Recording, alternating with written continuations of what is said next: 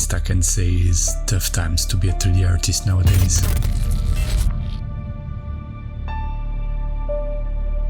But it's actually a really good time to focus on our well-being.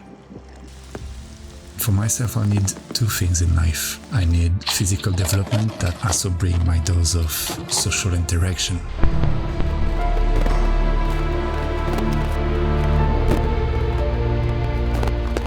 But more important for today's video, I need this.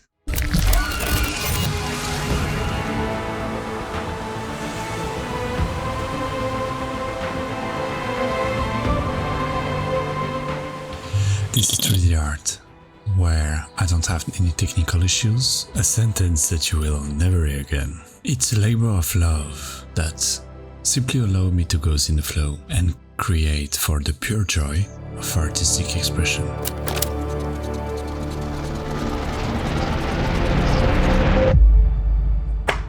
To do that, it's fairly simple. I need no client.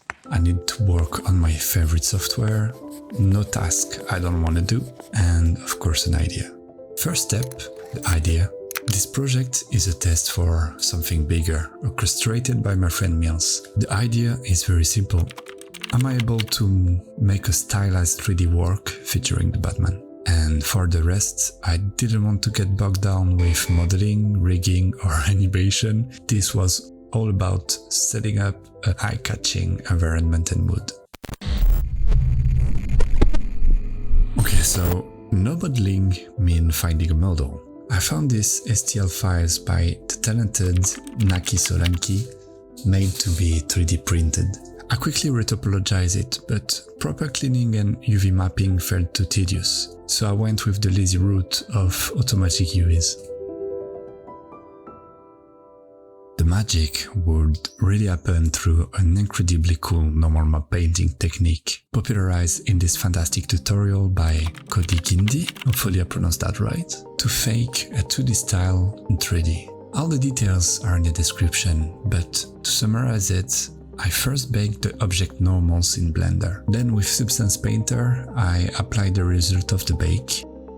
Finally, I smudged the map with an artistic brush to go from this to this. I export this map. Quite fast, isn't it? But all the details are in the description for a step-by-step tutorial. Moving to texturing, I am just painting a color on each object. Yeah. It gives me this, and I'm applying my painted normal map on top, which I desaturated in overlay mode to have some color variation. Adding quick specular information really quickly, but for my final render, it will not be super important, to be honest. Time to choose comfort software. Do you know that's the definition of comfort? So, to be free from pain, I need to be in Houdini and Renderman. That are software that I'm using since a very long time now. And Houdini, in theory, feel limitless. Jumping to the dystopian city environment. To avoid modeling, I went with Kit Bash. Why not mixing cyberpunk, the Art Deco version of Batman, at the end. And to compose this building, I need a camera. I changed my mind so many times, going from vertical to landscape format. I stop on this framing and I start positioning my building in a way to have Batman framed and some empty space for my sky in the top left corner.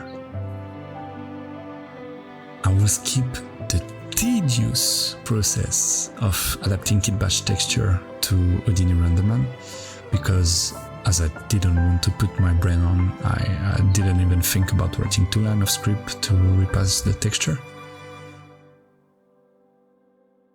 So what we are missing to go from a still to a video now is movement.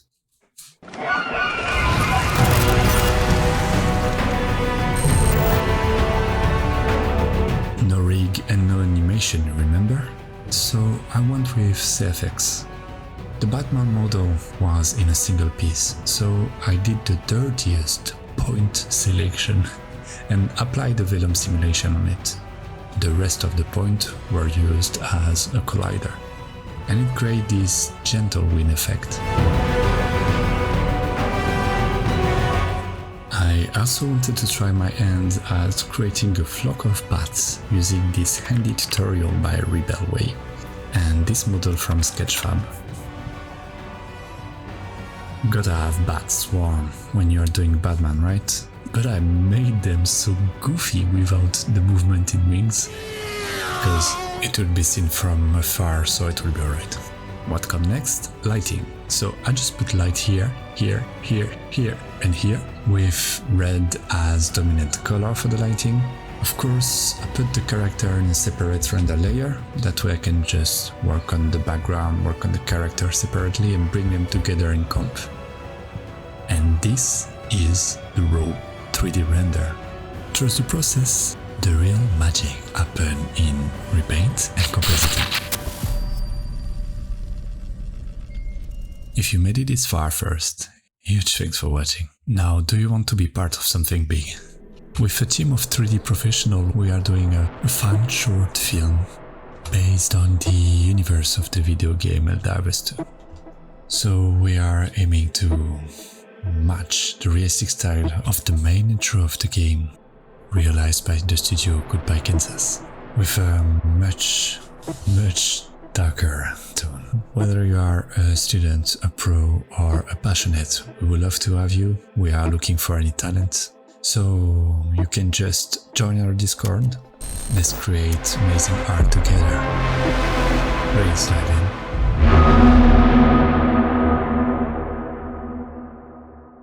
Okay, back to the Batman.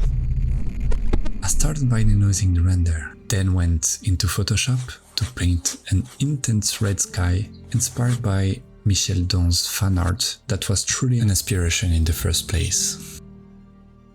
Time for atmospheric perspective, and for that you will need the ZDef pass output from Renderman, which I will use as a mask on a curve that will increase the value of my blacks and lower the one of my whites. I don't forget to desaturate it and turn everything red. Now, my favorite moment, my brain shutting down.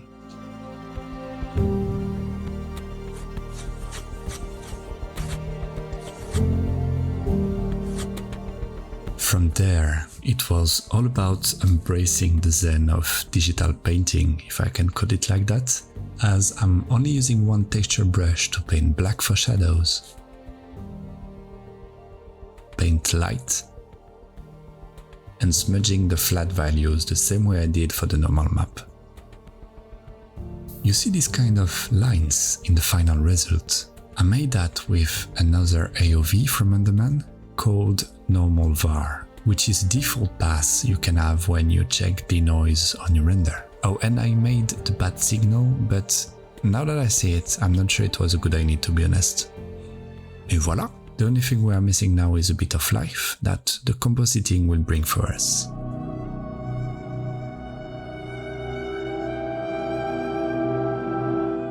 I will make enemies here for sure, but when you're not a professional comper, compositing is actually fairly easy.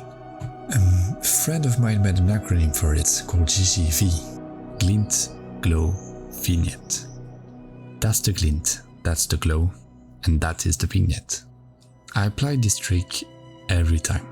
It's also the stage where you combine everything together, so let's not forget about adding the screen here with a simple corner pin and a grid warp to make our footage match the neon screen deformation, merging the birds, a bit of smoke footage, a rain that I'm turning purple for aesthetic reason, and of course the Batman himself. Adding a bit of lens distortion at the end, and here is the before comp, and this is the after.